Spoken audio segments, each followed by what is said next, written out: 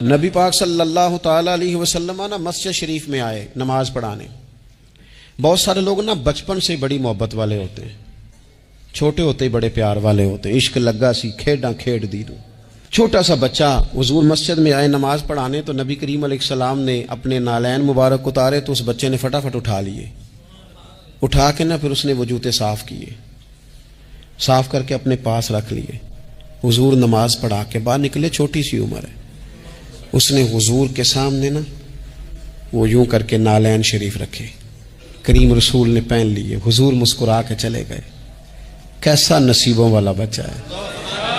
اگلی صبح پھر حضور نماز کے لیے آئے تو اس نے اسی طرح محبوب نے جوتے اتارے تو اس نے اٹھا لیے، پھر حضور کے جوتوں کو صاف کیا، پھر اپنے پاس سنبھال لیے۔ حضور نے نماز پڑھائی، فراغت کے بعد کریم نکلے تو اس نے پھر اسی طرح جوتے رکھے۔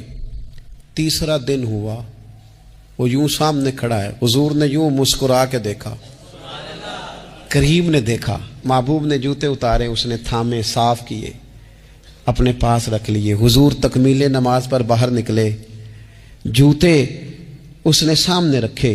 اب حضور نے پوچھا بیٹا کیا نام ہے؟ یعنی حضور نے پوچھا، نبی کریم میں نے سنا ہے وہ بن سنور کر میری عیادت کو آ رہے ہیں۔ یہ دیکھو نا، نرخ بازار محبت کا انوکھا ہی ہو گیا، نرخ بازار محبت کا انوکھا ہی ہو گیا، خود خریداروں میں شامل آ کے مولا ہو گیا۔ یعنی حضور نے خود حال پوچھ لیا، نبی کریم نے حال پوچھا کیا نام ہے؟ اس نے کہا فلاں نام۔ باپ کا کیا نام ہے؟ حضور فلاں بن فلاں۔ کس قبیلے سے ہو؟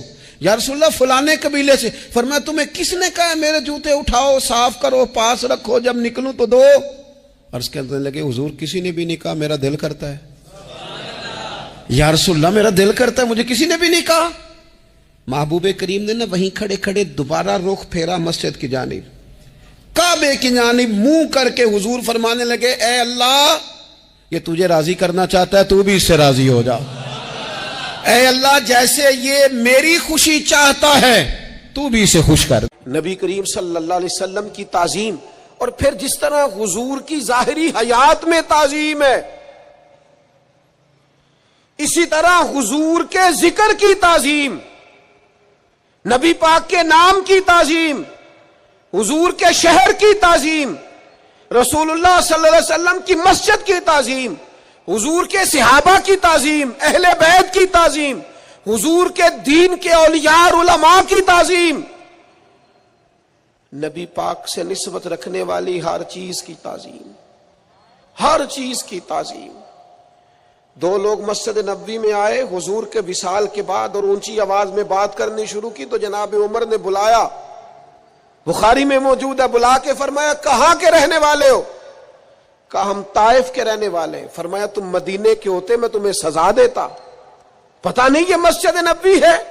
اے پائے نظر ہوش میں آ، یہ کوہ نبی ہے، آنکھوں سے بھی چلنا یہاں بے ادبی ہے۔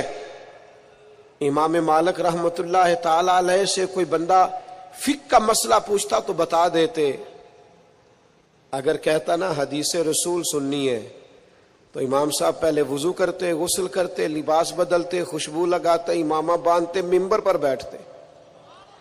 تو لوگ کہتے حضور یہ کیا کرنے لگے ہیں؟ فرمایا میں ذکر رسول کرنے لگا ہوں، میں اپنے محبوب کا ذکر کرنے لگا ہوں۔ نبی پاک کے ذکر کی برکت ہے، حضور کی تعظیم، نبی پاک کے ذکر کی تعظیم کرنی ہے۔